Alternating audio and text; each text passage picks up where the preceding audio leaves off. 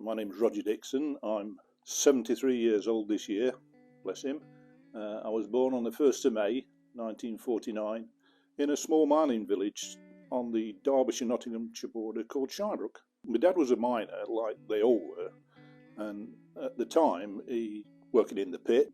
Snowy Dixon, as his name was, set out from Shirebrook to Worksop, joined the army, the Royal Horse Artillery, 3rd Battalion, came back, told my granddad, who was dead chuffed, as you can imagine, and then he sort of went off to war.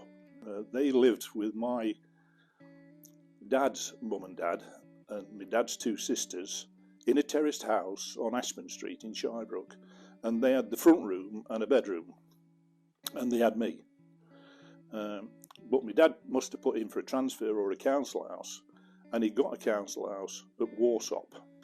Really, they were just a small village that were a breeding ground for the next generation of coal miners. Now, I don't know whether you can imagine this, but being brought up in a pit village in the 1950s, early 50s, with a name like Roger, was nearly as bad as a man called Sue. Teenage years were the best years of our lives, really. We had it all.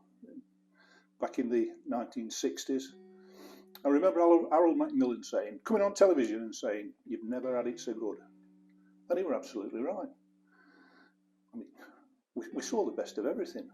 I left school and started to pit. I said to my dad, "I'm going to pit," because everybody did. And he says, "The only way you're going to pit, lad, is to get an education." So I signed on as an apprentice. I there got all my qualifications, day school, night school, on my hands and knees, shoveling. Because we were on what we call a loader gate rip, which is the road that you rip out to follow the face. Blew it all down, shifted it on shovels. So I thought, not for me.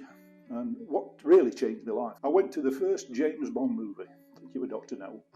And I'm sat there and I see Sean Connery come on screen with his three-piece suit, and he had a Rolex watch on. And I sat there and I thought, that's what I want. Don't want to be a spy, but I do want a three-piece suit, a reasonable job that will afford me a Rolex. Then there was an advertisement for a job with British Oxygen, BOC. So I had several jobs within BOC, started off in medical, then medical gases, and then I went to the industrial side, got offered a job in the industrial side. Mike and Ray, my two partners, they left and started up Leangate Welding Supplies, and I stayed with BOC for 9 months after that, passing over the customers that we'd worked hard to develop over the years. So when that was done, I then joined them as sales director, and Leangate went from a start like a bullet to turning £2 million a year, which is a lot of money in those days, 1982-83. Well, here it is, the achievement I set myself out in 1968 or so, the Rolex watch. And to be fair, every working day of my life I wore it.